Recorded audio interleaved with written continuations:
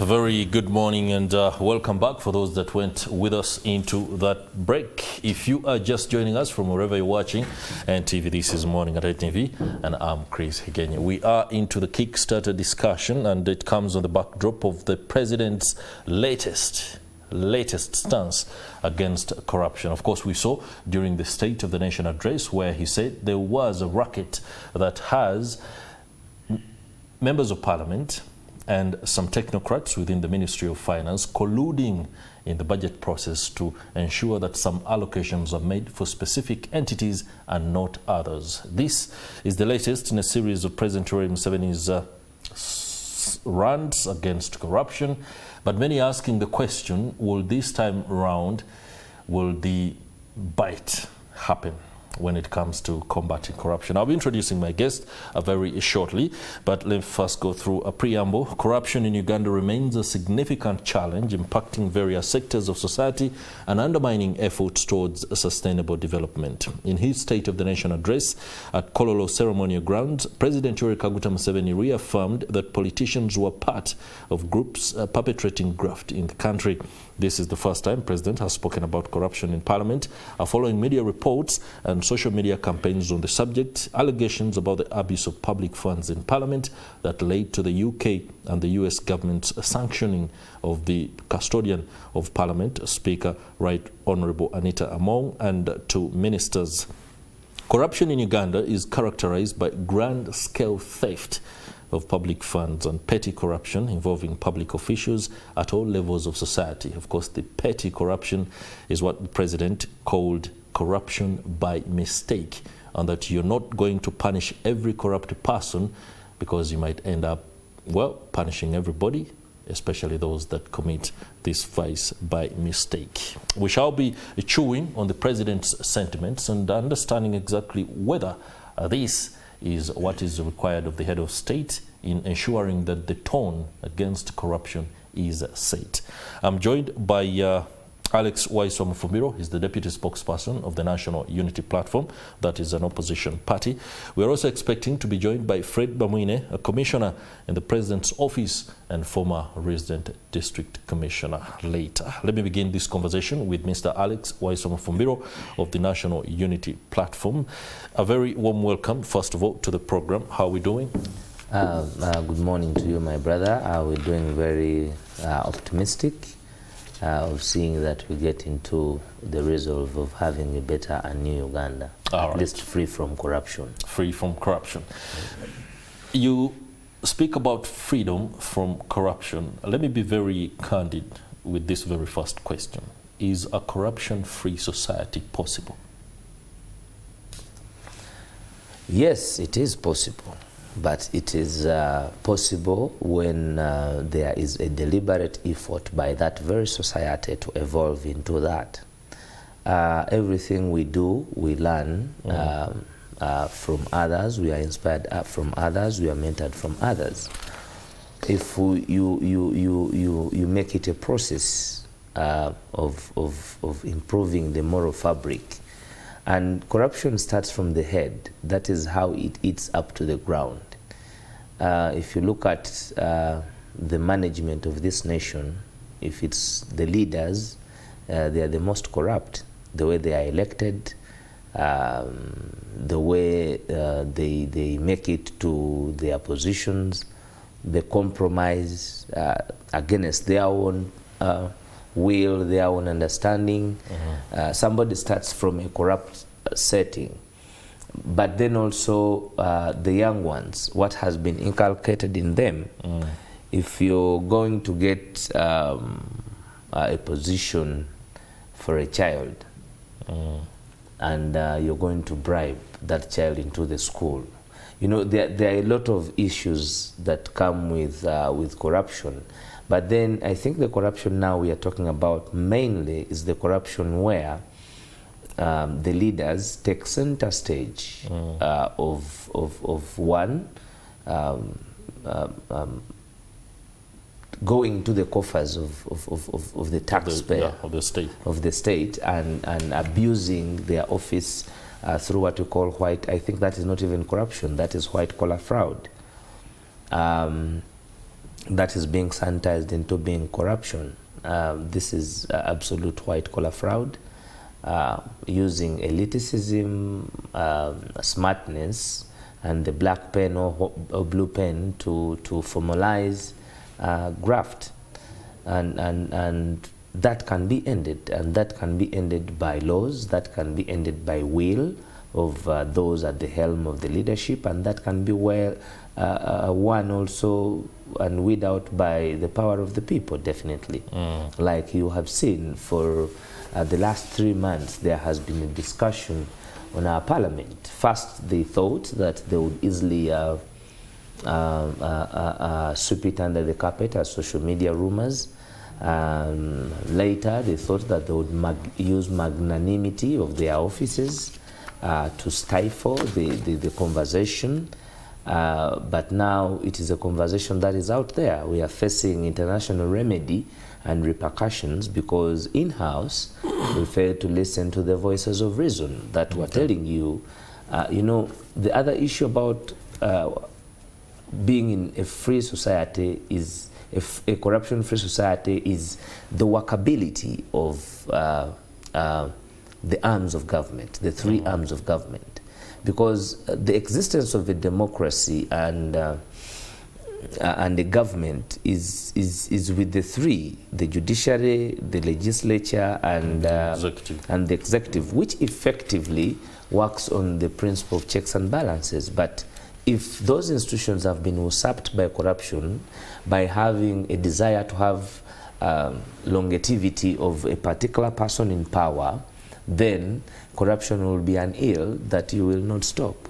All right, you do speak about this particular vice within the context of the political class and within the abilities of those who hold public office to be able to dip their hands into the coffers. But earlier, you contextualized something that drives us back to the core of society, the family setting, which is the nucleus of any community, the tendency for people to do things in a way that is not straight, which essentially is corruption. Like you say, getting a vacancy, a school place for your child.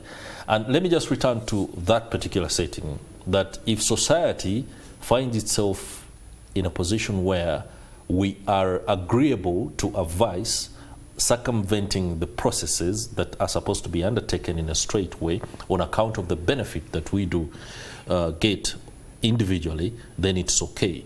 But it is not okay if it is another person who seems to have better access to resources, and it goes much to the adage that many Ugandans say, people complain about corruption when they are not benefiting from any scheme or arrangement that could have been put in place by the government. The moment they become beneficiaries of that scheme, arrangement, then their voices against corruption tend to go down. It is the same feeling that people have about opposition parties, that there is so much talk when somebody is on the other end of government, but the moment they step into State House, then the story changes completely. We do have opposition politicians who have been able to craft memoranda of understanding and work with the government. All of a sudden, their stance against corruption has kind of lowered, although they still mirror some of those aspects they spoke about before they made the transition, including the need for change of government in a peaceful way. And this is something that we should be able to talk about as honestly and candidly as possible. Before we look at the public service and the politicians, the people as a nation, have we come to believe, have we come to accept that it's okay to divert, it's okay to do something different, especially if it's not coming straight on time as we want it? I think it is not, first of all, okay for any form of corruption to be acceptable in society. But I categorically stated that that is as a result of the failure of the doctrine of separation of powers. You know, we all have, for example, these people have been here for 40 years. Which people? Be very... the NRA. Can we categorize it as the NRM administration? Well, These it people, is the NRA. The NRA has been here for 40 years. Therefore, they must be responsible for the behavior of all who are here at 40 years. I hope you get me. I do understand. Because what you build, what you grow is what you get. And the argument that the opposition has kept silent where it benefits is true, absolutely. But then the National Unity Platform should be vindicated this time because on the power that we yield, we cracked the whip. And for the last 2 months, there has been a lot of hullabaloo about the National Unity Platform on its modus operandi on indiscipline and corruption, where one of our most decorated comrade was involved in corruption of awarding to themselves 1.7 billion shillings. And at first, people thought that we were character assassinating. At first, people thought that it was about blackmail. But then we had been challenged as an institution that is promising Uganda a new breath of a nation clear from corruption. We are challenged now to take action against our most decorated. And yes, it has been painstaking because there were a number of corruption apologists that went out there, and now these days they are eating their own tongues and castigated us for being irrational. I remember you hosted me here with even some civil analysts thinking that we were not doing it right. But I mean, you must be, as a leader, and the Waganda have a saying that akaliba akendo, akaliba akendo kalabira kumukonda, akaliba akendo kalabira kumukonda. So we did not want to show the wrong mukonda from the start, and today we are vindicated by this now open discussion. When we put on the news, it is what is being discussed. And that is what parties must do.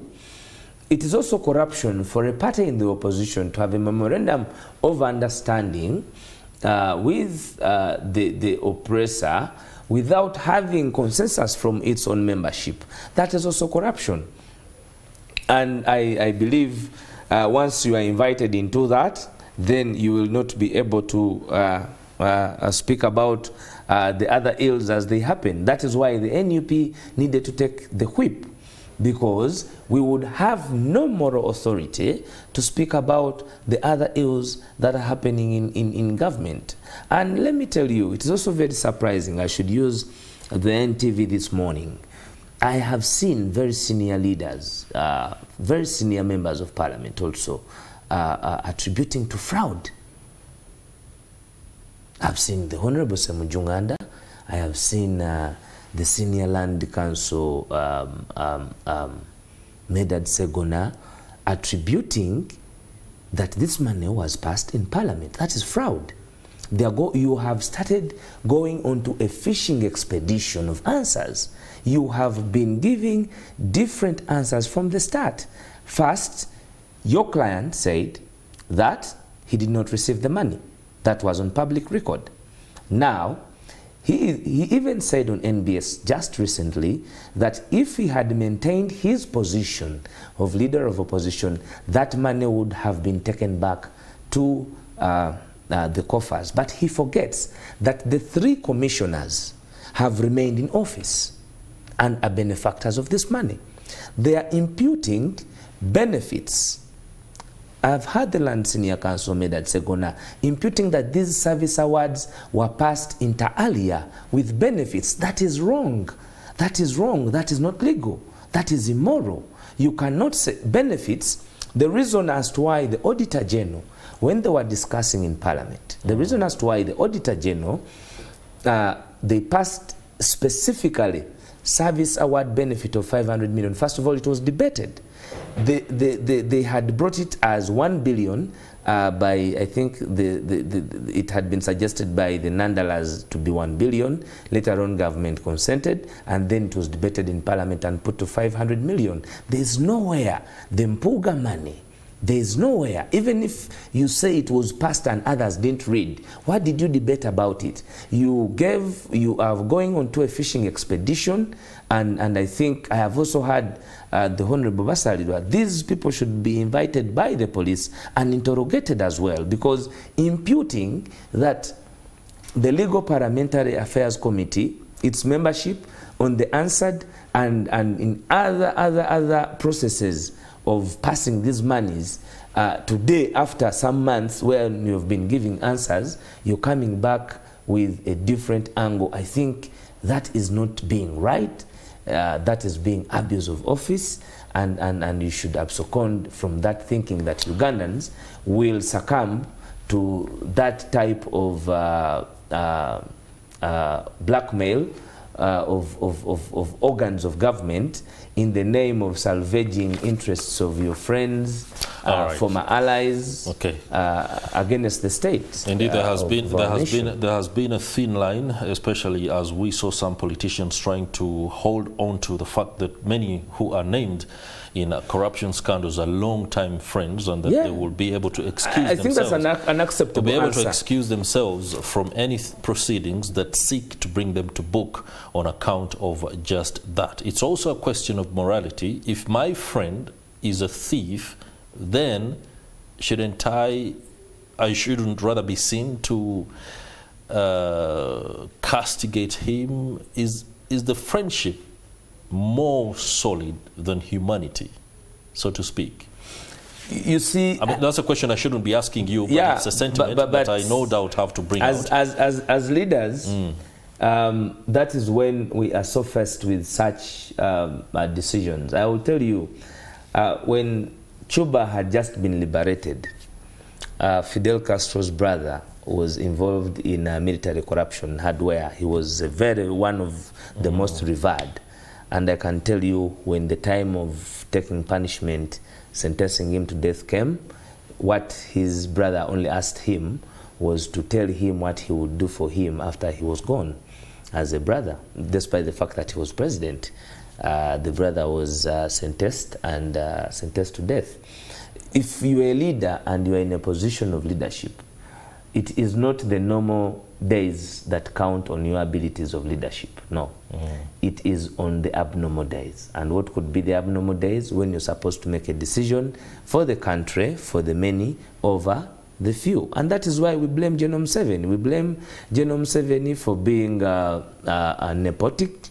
That is a bad vice of a leader. We blame him for being tribalistic. Now, if you're going to blame a national leader for being tribalistic, then you cannot run away from nepotism. If you're saying friends, brothers, I think that was not right. But it is also admission of criminality, and the persons involved is not one. It is 4 people. The 3 are NRA. If the person you want to run away from accountability is a former leader of opposition. That one has already been reprimanded by his political party. Great. Now, you cannot, at the expense of accountability of 3 NRM individuals, run away from it because one of yours has been castigated of the same. All right. I think that was not right. And did you listen to the President's State of the Nation address? I know the opposition. I did get the measures. You got the measures. His speech. What's your take and the National Unity Platform's take on the President's latest slant against corruption? Well, when they came in 1986, it was a song they sang. I am sure that nothing will be done because the corruption, everybody doing the corruption has another hand feeding the longevity of the regime. I can tell you with authority that they have been grappling with this very issue with Parliament, because the NUP and President Chagulanyi moved ahead of them and cracked the whip. So they think that by cracking the whip now against their NRA members of Parliament, it would be giving political advantage to the National Unity Platform. You can imagine how unfortunate people who have stolen power deteriorate themselves to understanding things that involve the well-being of an entire nation to political scores. I have heard when General Museveni was speaking about corruption at Kololo sometime, I think it was actually the corruption day, the IGG Olive Betty Kamia had made quite a very powerful submission.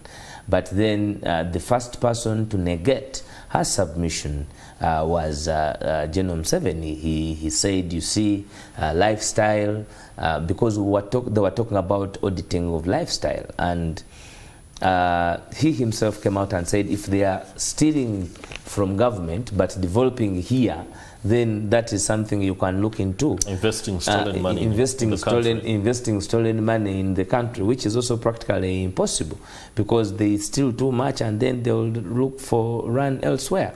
You've had the Honorable Anita Mong, she's being sanctioned for owning property in the UK and sending her children in the UK to spend unlimited money as they pursue their academics. Now, they will tell you in their local speeches and dialect that Bobby Wine, the NUP, is foreign, is with foreign interests. But then now you can see that is where they are having the real homes, because they have failed to work on the roads here, they have failed to work on the health sector, they have failed to work on the education. Because the corruption here is from the way you appoint your ministers, the way you circumvent issues, the abuse of the doctrine of separation of powers, the way you have used Parliament and the judiciary for your own benefit, because that speaks to you, the leader. I can tell you, when the issue of Betty Kamia asking the audit of the lifestyle of the leaders, and the General Museveni comes on the very platform and stops it, that is making you, the office of the IGG, a toothless barking dog. The creation of the office of state anti-corruption, state corruption, the one headed by Afande Nakalema. Anti-corruption agency. Its efficiency has been on newsmaking. There is a public admission by General Museveni that even in State House, in the corridors of State House, to see him, it's money. Not only to see him, it is also a fact that many investors have been turned away in this country in the name of kickbacks. You remember the airport story, where we fell short of having an agreement with, I think, Emirates or Qatar Airline, where they wanted to have a harbour that was later negotiated and taken to Kigali. You know that Sam Kutesa and General Museveni were indicted over money that was sent to China, the money, the bribe, the election bribe they got from a Chinese company, and the Chinese was actually imprisoned, I think, internationally. With Sam Kutesa, over 500, it was over 500,000 US dollars. So if it begins from the top. There. Interesting revelation there, but time is not our best ally. We're going to have to go for a short break. I'm glad you're still watching. Now, when we return, this conversation will continue, and we shall delve a little bit deeper into the how of President Yoweri Museveni's latest attempt to fight corruption in the country, of course coming with the backdrop that he has often been seen to talk, but less has been done. After the break, this conversation does continue. Stay with us.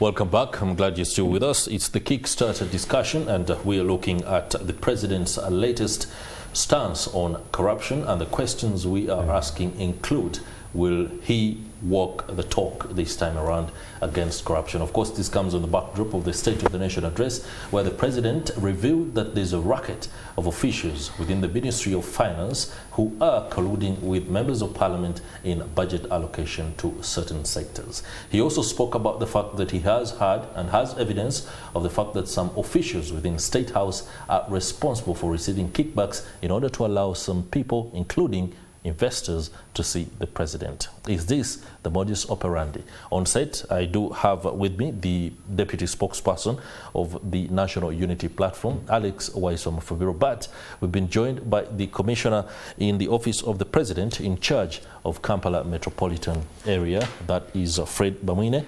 He's also a former resident district commissioner. And of course, I want to begin with Mr. Bamwine. Welcome to the program. Thank you so much. Good morning, viewers. Sorry for the late coming because of the unavoidable circumstances.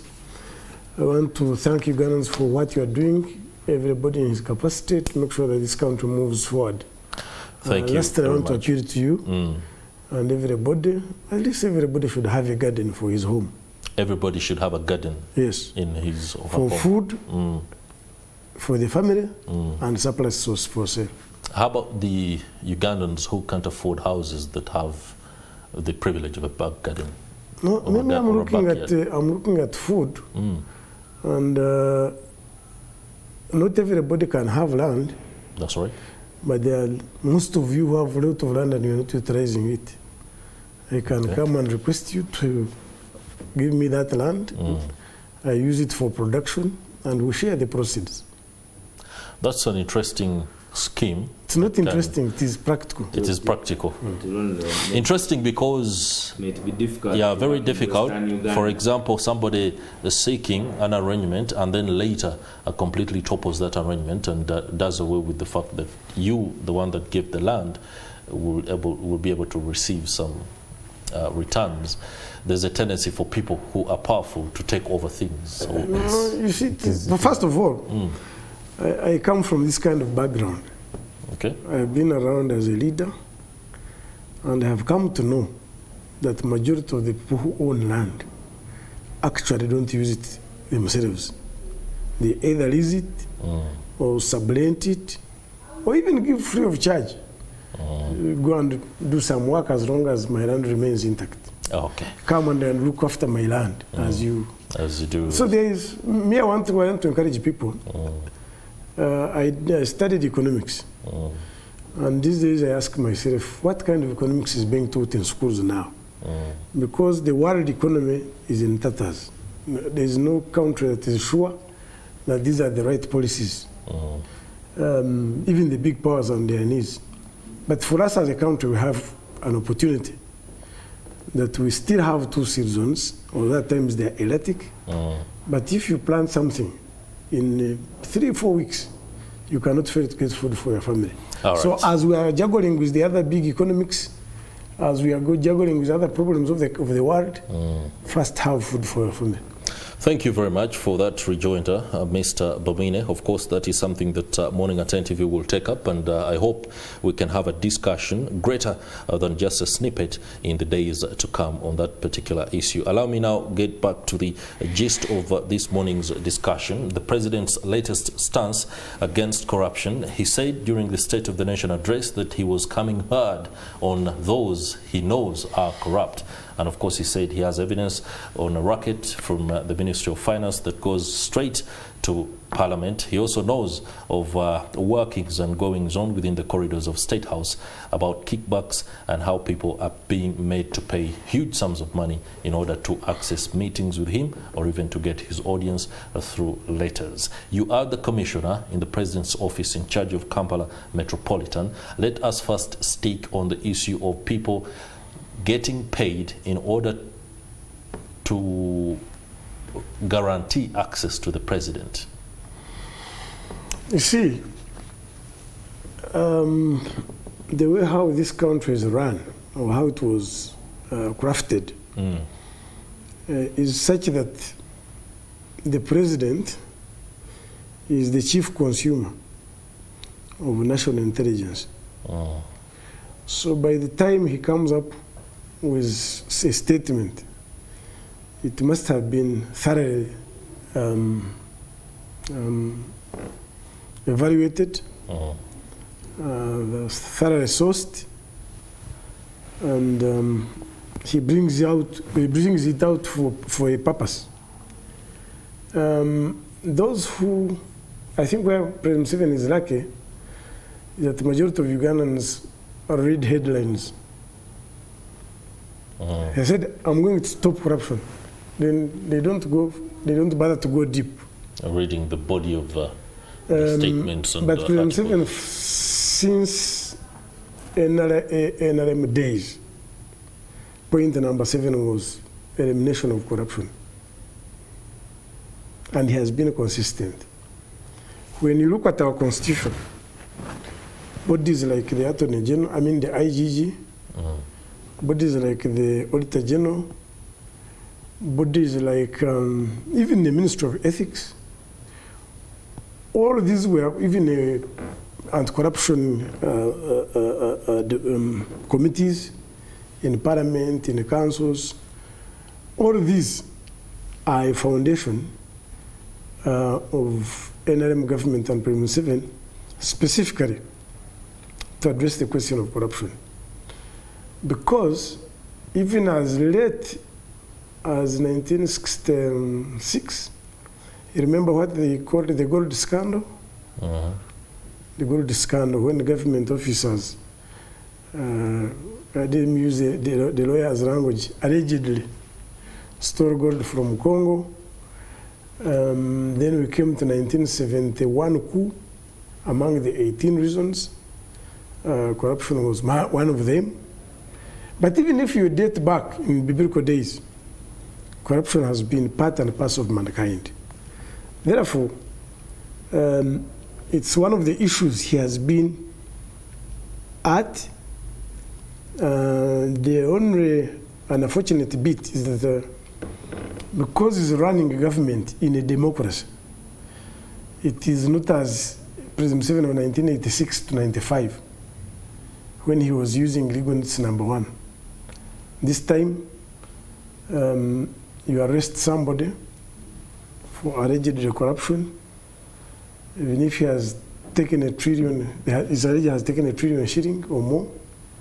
The next day you meet him on the street because according to the laws of Uganda, Article 28, you are presumed innocent until proved guilty, or until you have agreed to it. Allow me interject, Mr. Babwine. You seem to be suggesting that the president is hamstrung by a system that he has absolutely no leverage over, but we do understand and know that anything that is said by the president is bound to be taken up very quickly, any more than anything that can be said by a junior minister, so to speak. So when the president comes up and says the statements that he uttered at the State of the Nation address, I want you to specifically address the fact that we know, and we've been hearing these stories, the president came out and explicitly acknowledged that this is true, what we are hearing. You are the commissioner in the office of the president.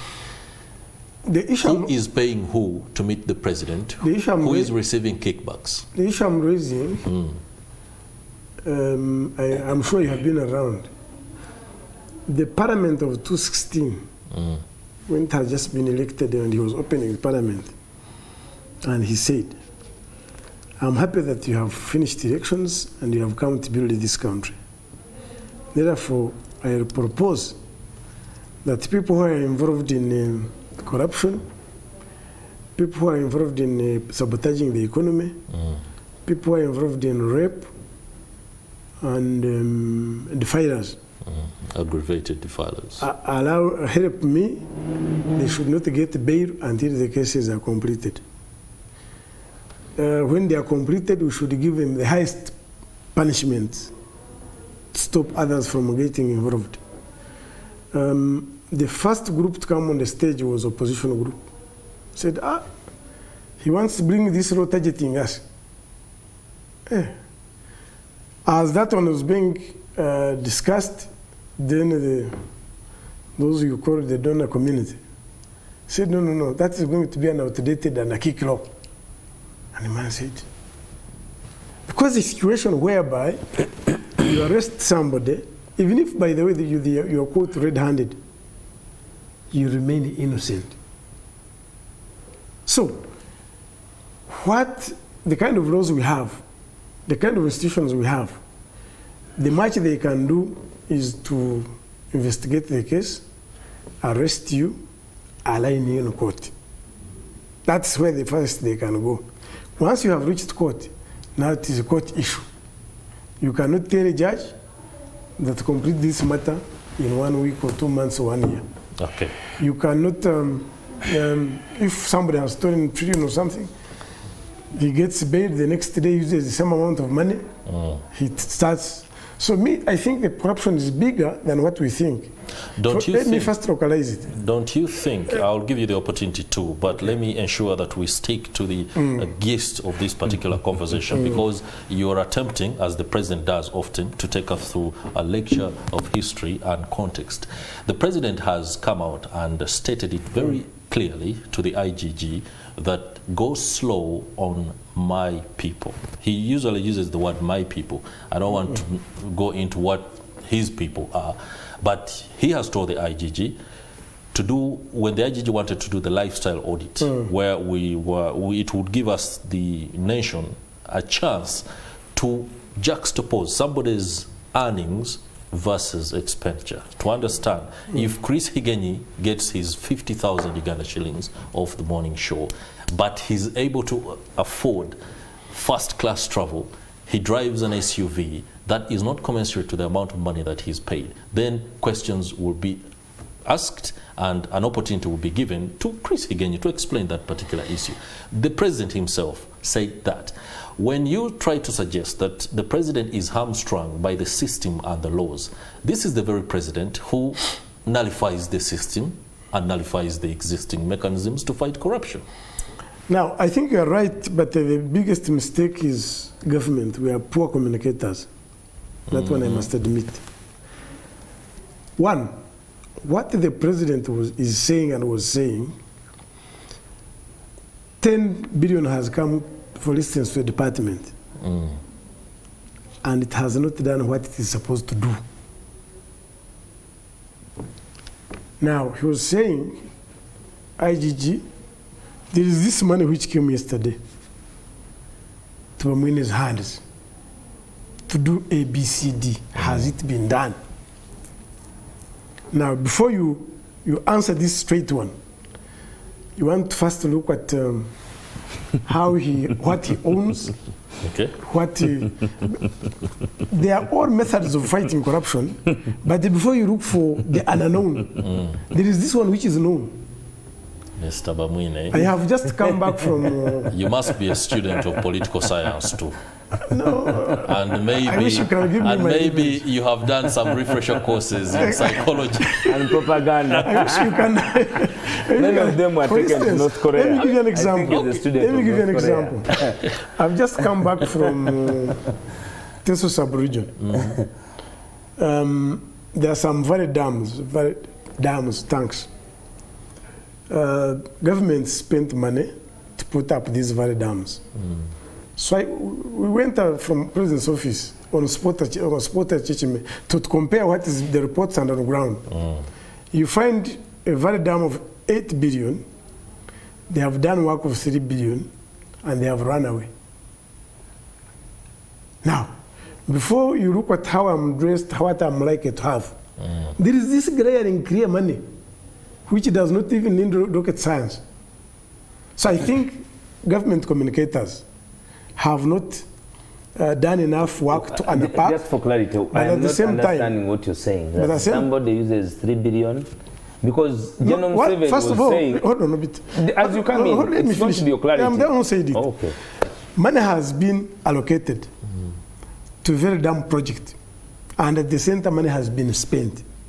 But when you go at the work, to the ground, you find it was supposed to have a header tank, it was supposed to have solar panel powered system. And those facilities are and not you there. find they just dug a dam, and these other facilities are not there. cross-checking where money came from, it was totally spent. So, that's why he's saying, before you look at the Bamwini's quote and what, there is this money which was given, which needs just straight answer. The so you can use, much as you're going to, you can go. That's why he didn't flesh to this. Much as he did not say, stop lifestyle, or said go slow. First deal with this money which we know that has gone. He was saying, President, in our understanding, he was saying, hold on. Gentlemen, hold on. Let me give you this context. Okay. On the day the president said that statement, I was field reporting for another media house. Later, I did the bulletin on that particular media house, and I re-echoed that particular statement, and it's on my Twitter page, on my X page. The clarity in the president's statement cannot, and at any one time, be taken into what you're trying to do, trying to explain to us what the president might have implied. The president did not even imply. The president was categorical. Yes. He was. Okay? He wasn't speaking about the fact that in investigating money that has been disbursed for a particular project, ensure that there is project accountability. He said corruption and theft. If somebody has been known to be part of a racket, and it has been understood even by the police that that money is lost, and this person has built, you know, estates, injected that money into the economy, such a person ought to be handled well, because they've invested money. What does handling well mean? These are them. These are things you should be answering. No, that's what I'm saying. Give me time. And for me, let him first submit. Then one, we will do that. It was categorical, because he even went to the extent and said, now that these ones have stolen, their fathers have stolen, I will use their children. In that very statement, it was nepotic and corrupt. When I speak, Bamwini, probably did not listen to him. I listened to him, and I can authoritatively have the videos will be uploaded. As you're saying that. But these ones have stolen? Yes, and he will use their children. He will use their children and grandchildren. It will be uploaded. But also secondly, I wish you had allowed me to finish, then he submit. You will, no doubt. And also secondly, you see, the willingness of the top leader is very important in handling such a matter. General Museveni, first of all, he admits that has failed to put up mechanisms for the last 40 years to fight challenge number 7. 2, these institutions, as I've been talking about the doctrine of separation of powers, the judiciary has been abused by the executive in appointment of judges. Sometimes the processes are not followed by the state. You know that. 2, you also know that the judiciary for long has been requesting for an increment and independent financing as the third arm of government to weed out all the administrative and corruption tendencies. They are shorthand. If you're talking about cases being handled, it is still the executive. They are shorthand. They do not have the human personnel, despite having a lot of students completing the legal profession, failing to have jobs, but the lack of human resource is partly highly to the executive, because there has been failure on the part of independent budget financing of the judiciary, notwithstanding the corruption tendencies in the judiciary. But there have also been examples where the executive, General Museveni himself, has acted ultra-vires to the existentiality of fighting corruption. When the return of Alice Kaboyo.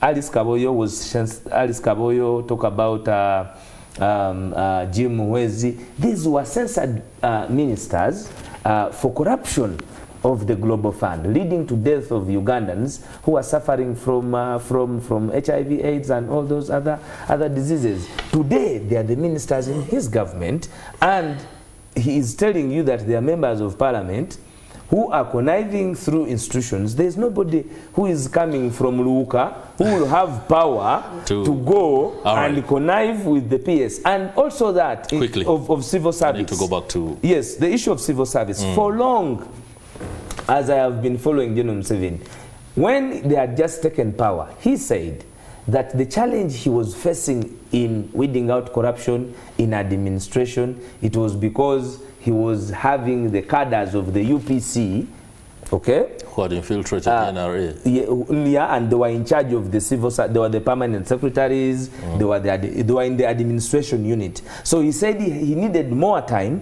to weed out who are the people now today at the helm of these institutions. It is Bamwine, it is Musinguzi, it is Kajina, it is Karugire. Okay. Now, but we also have some Odongos, we have Okello, we have... It is Atwine, yeah, you will give the names. I'm choosing the ones that I have very fast on my hands. Now, if after 40 years you have replaced government with the Bamwines, with the Atwines, with the Musinguzis, with the Kajinas, then you can no longer tell us that you cannot pretend over your own tribesmen and tribespeople. All right, so that's interesting, but let me just get back to Mr. Babwine. But Mr. Babwine, be also very fair to us and answer the question about who is getting the kickbacks in State House in order to meet the president. You took us through a lecture, and we didn't get that answer. I want to thank you for this expose, but I don't want to pretend as somebody who lives in heaven. I know where you come from. There must be some elected leaders. I come from Butaleja. Yes. During campaigns, we have the voters and those who are looking for votes. That's right. I have Bamwine, Mufumbiro, they are contesting. Both of them come to the front of the population. I say, if I go, I do this. You say, then say, this man Bamwine, he's actually a good debater, he can. But his problem, he does not oil the throat. Or grease the arm. So once Mufumbi has oiled the throat, he gets the vote. This voter who has given a vote because he has been given something, this church leader who has supported him because he has provided the car. A car or even anything. Iron sheets, cement. When we are looking at corruption, it is as bad, as old as our societies. And I can tell you, not until we remove politics, religion, tribe, and we say corruption is bad, we shall be marking time. I mentioned it to you. There's nothing difficult at fighting corruption in a democracy. The president of this country and other members of the executive, and they lead this country in a democracy. You hear this, because you have heard when I'm from the talking about, even you mentioned it, what he wants. There is Article 79. It says, subject to provisions of this Constitution, Parliament shall have the power to make laws on any matter for peace, order, development, and good governance of Uganda. 2, except as provided in this Constitution, no person or body other than Parliament shall have the power to make provisions having the force of law in Uganda except under the authority conferred by the Act of Parliament. So, even if he's the president, he cannot make laws. That's what I was saying. When he met this parliament. Can you read the roles of the executive? When he met parliament in 2016. Can you go to the roles of the executive? When in 2016 he met parliament, he requested them, give me these stringent laws that we can use to punish those who are involved in corruption and others, crimes, so that we can move the country quicker. The opposition rejected, that the donor community rejected, and the man said, what can I do? Because what we have in our constitution, you are innocent. The laws punished some. The laws punished Mwezi. The laws punished Mufumbiro, just pardon me a bit. Mr. Babwine, I want us to be very candid and fair to whoever is watching out there. Do you believe that leaders have no leverage to condition conduct of public servants outside of the mandates of the Constitution and the mandates of the law. For example, can a leader's tone, can a leader's tolerance, or lack of tolerance for that matter, create a culture and set the path for action on certain behavior or misbehavior? Do you fundamentally believe that? I believe so. Do you think that President Yoweri Kaguta Museveni has had the opportunity to set the tone and create a path on the fight against corruption that he has not been able to do, despite clear ability to do it? Yes. That's why, although the Constitution says so, you have the IGG, you have the Auditor General and others. That's why when he sees it's not forthcoming, there's what I have. I imagine you have but had this. But also has the anti-corruption, State House anti-corruption. That is his own arm. Now, what is it doing today? It takes a big budget than that's why he decides IGG to bring in anti-corruption unit within State House. Yeah, more facilitated than the office of the IGG. That's why he brings in health monitoring unit in State House. As of now, I think you have had that's duplication. Investors Protection Unit under Kanona Kalema.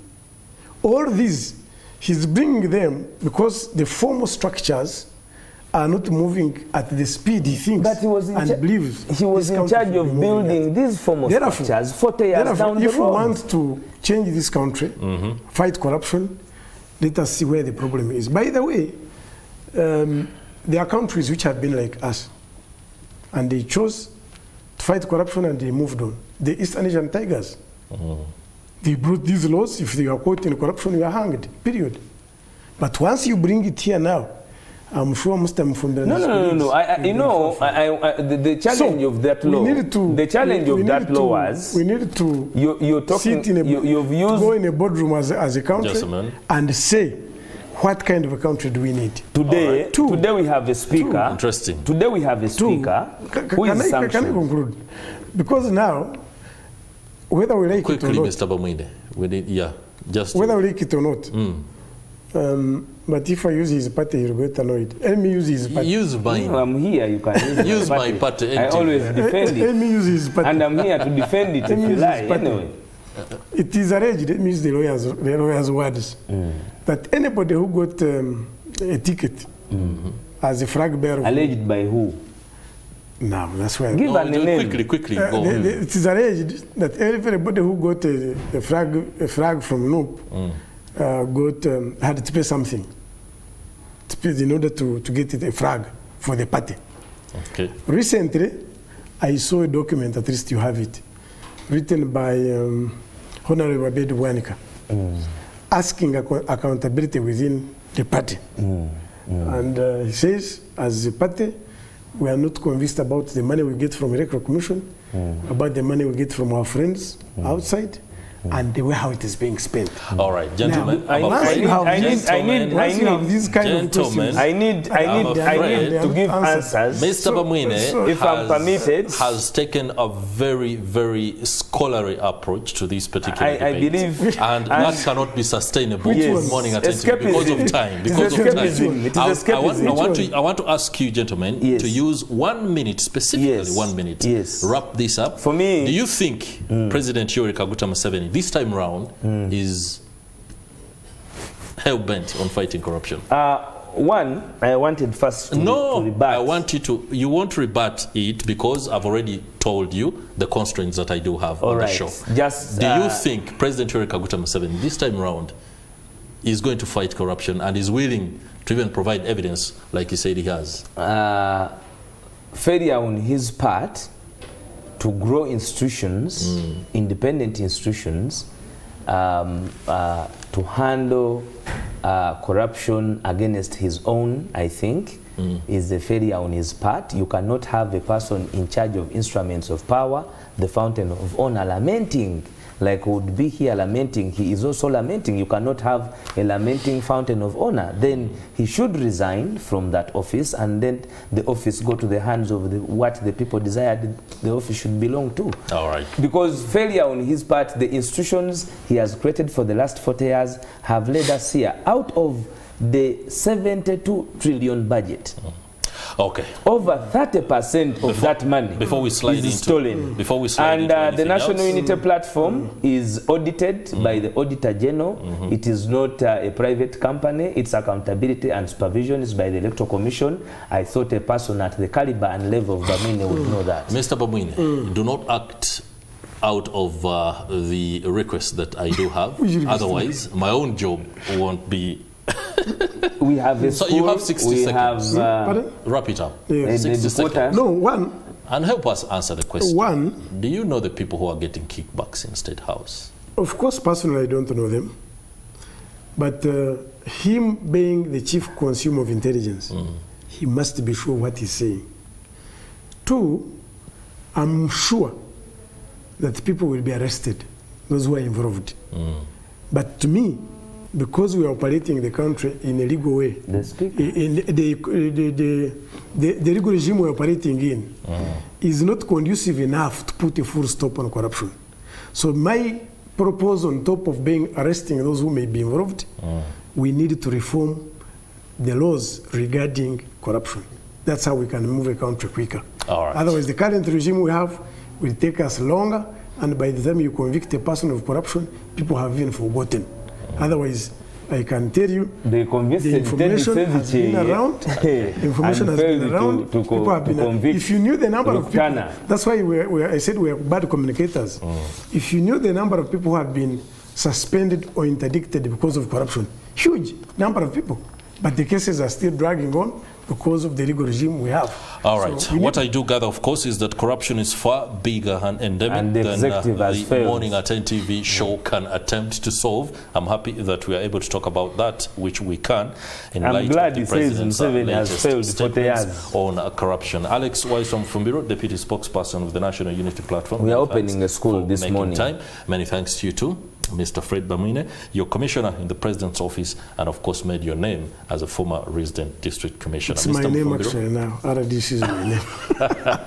That will do it for our Kickstarter discussion. I do hope this conversation can be taken up, and of course the monitoring of what will be happening today as the Criminal Investigations Department of the Uganda Police does summon officials. We do not know whether they are going to be suspects or witnesses, but this is a developing story, and of course our reporters will be covering it later in the day. So do look out for our bulletins, NTV at 1, that is in a few hours' time. But later we shall have NTV Akaongezi as well as NTV Tonight. All the details of those developments will be on board from your most trusted news source in the country.